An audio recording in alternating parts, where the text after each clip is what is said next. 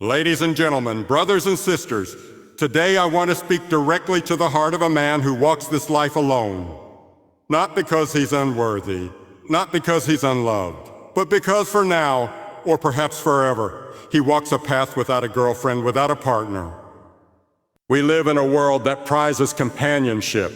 Movies tell us love is the ultimate prize. Songs romanticize the idea that you are incomplete without someone to hold. Society whispers that if you're not in a relationship, something must be wrong. And for the man who sits in a quiet house, who goes to dinner alone, who walks through the crowd with no hand to hold, those whispers can grow into roars. But I want to tell you something radical, something true. A man who lives without a girlfriend is not less of a man. He's not broken. He's not forgotten. And he is certainly not unloved. In fact, some of the greatest men this world has known walked alone, not because they couldn't be loved, but because their purpose was bigger than their loneliness. Let's talk about loneliness for a moment. We confuse it with emptiness. But hear me clearly. Loneliness and emptiness are not the same thing. A man can be surrounded by people, even married with a family, and still feel utterly empty inside. And another man can sit alone on a park bench, sipping coffee with no one in sight, and feel a fire of joy burning inside his soul. Tune to self? It's not who sits beside you that fills your heart, it's who lives within you.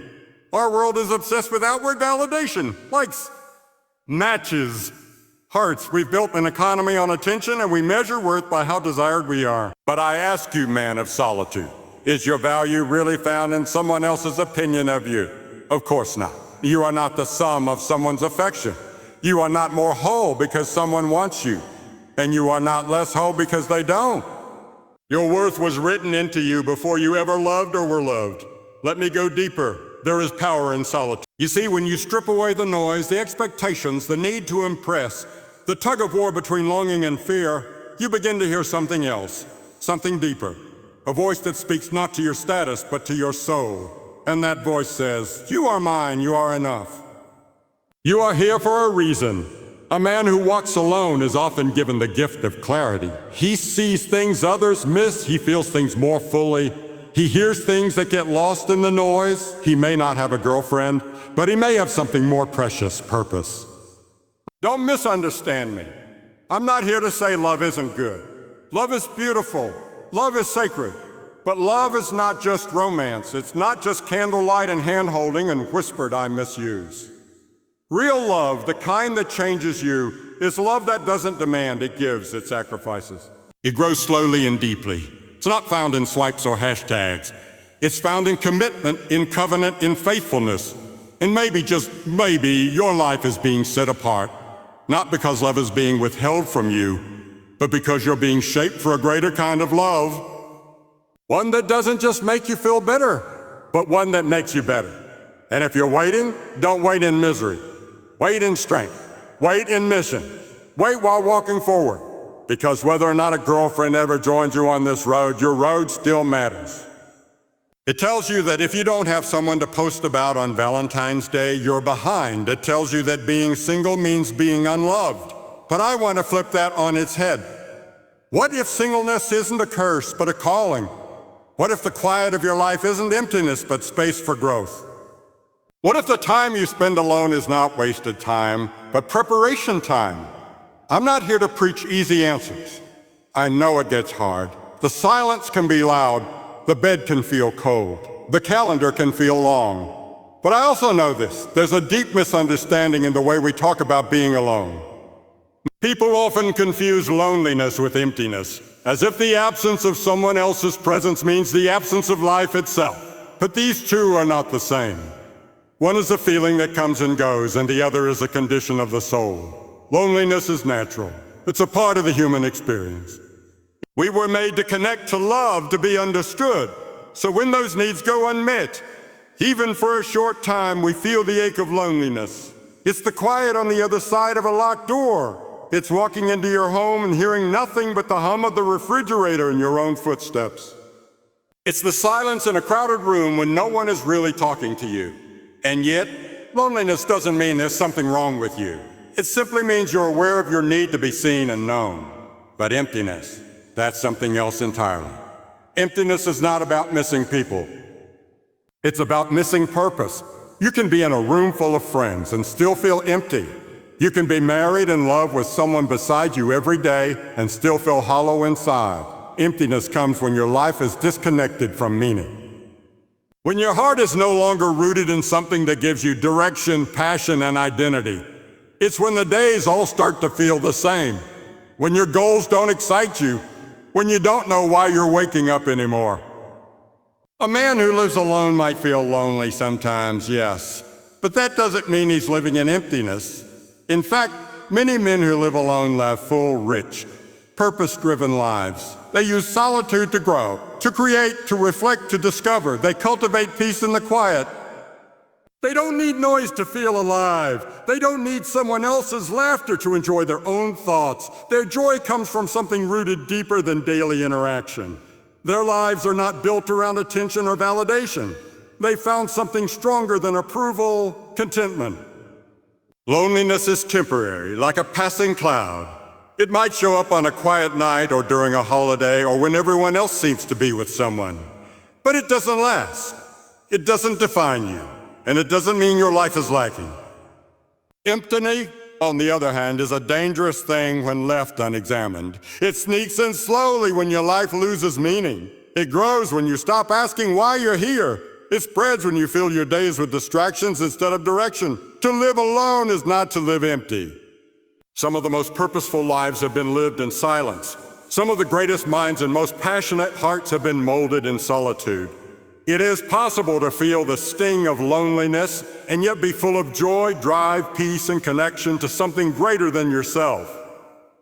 We live in a culture that attaches a man's value to how desirable he is. If he's in a relationship, he's seen as successful. If he's married, he's considered stable. If he's single, questions start to surface. What's wrong with him? Why is he still alone? The world looks at a man without a girlfriend or wife and assumes he's missing something essential. But that assumption is built on a shallow foundation. A man's worth is not defined by who he's with. His worth is not measured by whether or not someone wants to be romantically involved with him. It is not found in date nights or relationship, milestones or anniversary photos. A man's value is far deeper, more sacred, and far less dependent on someone else's opinion or attention. When we define men by their relationship status, we reduce them to a social label. We ignore their internal lives, their character, their vision, their work ethic, their compassion, their integrity. A man could be kind, wise, generous, loyal, strong, and gentle, and still be overlooked simply because he walks alone. Meanwhile, another man could be immature, dishonest, and self-serving, and yet be praised simply because he has a partner. The truth is, relationships can be beautiful, but they are not what makes a man valuable. They are not a badge of honor, and they are not a passcode to social acceptance. A man's value is rooted in who he is when no one is watching. It's how he treats people who can do nothing for him. It's how he speaks to himself in the quiet hours. It's how he carries himself through struggle, how he lifts others when he has nothing left, and how he stays true to his convictions even when he stands alone. Being in a relationship is not proof of maturity, nor is being single proof of failure.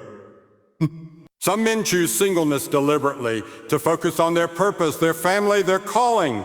Others have not yet met someone who aligns with their values, and they choose not to settle. That is not weakness. That is strength. That is self-respect.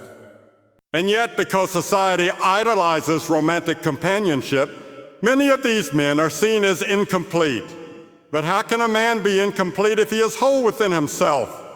When a man starts believing that his value is determined by whether or not someone else finds him lovable, he gives away his power. He begins to see himself through the lens of rejection or acceptance instead of through the lens of truth. He forgets that his worth was never something that another person could give him. It was something he was born with. Something that doesn't increase or decrease based on someone else's feelings or decision. Something that can't be taken, traded, or earned through romance. There is a quiet dignity in solitude that the world often overlooks. We are conditioned to believe that being alone is something to be avoided. That silence is awkward. That empty rooms are sad. that time spent by oneself is somehow wasted. But solitude is not a punishment. It is not an indication of failure or isolation. It can be a holy space, a sacred ground where transformation begins. In solitude, there are no masks. There is no need to perform, no need to impress. The layers begin to fall away, and what's left is something raw and real. A man in solitude has the opportunity to meet himself honestly, not the version shaped by expectation, not the version he presents to the world, but the one that exists underneath it all. There in the stillness, he can ask the deeper questions that get drowned out by noise. Who am I? What am I here for? What do I truly believe? Solitude strips life down to the essentials. It reveals what you actually need and what you've been clinging to out of fear or habit. It teaches you to sit with discomfort instead of running from it. In that stillness, you begin to see that your thoughts matter, your peace matters, and your soul cannot be sustained by constant distraction. The man who embraces solitude discovers the difference between being alone and being lonely. He begins to find joy not in what surrounds him, but in what grounds him. There is a kind of clarity that only comes in solitude. When the world is quiet, your mind begins to speak more clearly. Your intuition sharpens, your creativity awakens, your spirit finds room to stretch out. In the absence of constant validation, you begin to listen for a different voice, one that doesn't flatter or criticize, but simply tells the truth. And it is often in these moments when no one else is around that a man hears the most important things he will ever hear about who he is and what really matters. Solitude builds strength, not the loud, showy kind, but the steady, unshakable kind. It develops resilience because you learn to stand on your own. It builds discipline because no one is watching. It deepens gratitude because you begin to notice the little things. Quiet morning, the sound of wind, the warmth of sunlight on your face. These are the sacred gifts that busy, crowded lives often miss. The man who walks in solitude is not avoiding life. He may be preparing for it. He may be healing, building, waiting, or listening. The sacredness of solitude is not found in its comfort, but in its challenge. It invites reflection, fosters inner growth, and allows space for something higher than noise to speak. Everywhere we turn, culture is shouting at us about love. It's in the songs we hear, the movies we watch, the advertisements we scroll past. We are constantly being told what love is supposed to look like, feel like, act like. We're told it's always passionate, always exciting, always immediate. That real love is proven through dramatic gestures, perfect timing, and picture-perfect moments. But what we're really being sold is a counterfeit version of love, something shallow, something performative, something that often doesn't last. The culture teaches us that love is a feeling first and a commitment second, if at all, that you fall into it as easily as you fall out of it. That it's here to serve you, to fulfill your desires, to give you what you think you need. But when love becomes centered only around personal gratification, it stops being love and becomes something else, something more like addiction, obsession, or possession. It becomes a transaction. I'll love you as long as you give me what I want in return. This lie has damaged how we see relationships and how we see ourselves. We chase emotional highs, confusing chemistry for compatibility. We think love is proven by grand displays and social media declarations, rather than by small daily sacrifices that happen in quiet moments no one sees. We are conditioned to look for someone who makes us feel good, instead of someone who helps us grow into who we're meant to become. We're not taught how to stay, how to forgive, how to endure. We're taught how to search, how to swipe, how to move on when things get hard. The culture doesn't teach us patience. It doesn't tell us that love takes time, that real intimacy is built slowly through shared struggle and honesty. It doesn't tell us that the most powerful kind of love is not the kind that takes your breath away, but the kind that keeps showing up when life gets hard. The kind that forgives after a harsh word. The kind that listens when it would be easier to walk away. The kind that chooses to stay not out of obligation, but out of devotion. Real love is not found in perfection. It is found in presence. It's not about finding someone who completes you. It's about being someone who is complete enough to give without needing to take. It's about building something together that neither of you could build alone. But that truth is rarely told because it doesn't sell. It doesn't make for thrilling headlines or viral clips. So we end up with a generation of people disillusioned by love, people who thought it would fix them, save them, or satisfy them in ways it never could. They blame love when what they experienced was a cheap imitation of it. Because what culture gives us isn't love, it's fantasy, impulse, attraction dressed up as something deeper. There are moments in life when the silence feels heavy, when the rooms we sit in echo with a kind of emptiness that words can't quite describe. There are evenings when the sun sets quietly and there's no one beside us to watch it fall. Mornings when we wake up to stillness, days that pass without a shared laugh or touch, and nights when the darkness stretches long. In these moments, it's easy to feel forgotten. It's easy to believe that no one sees us, no one hears us, and no one walks beside us. But that's the illusion, because we are never really alone if we know who walks with us. There is a presence that doesn't shout but whispers, one that doesn't leave when others do. It doesn't fade in hard times or vanish in seasons of silence. It doesn't need a phone call or a meeting or a place at the table. It walks with us quietly, faithfully, through heartbreak, through confusion, through every valley and desert we cross. It doesn't depend on us having it all together. It's there when we fall apart. The world defines companionship by proximity, who sits beside you, who texts you back, who shows up at your door. But the deepest kind of companionship can't be measured that way. It's not always physical, it's spiritual, it's invisible but unshakable. And when you know that kind of presence, it changes how you see everything. You can walk into an empty home and still feel surrounded. You can sit alone and still be at peace. You can go through trials with no hand to hold and still find strength to stand.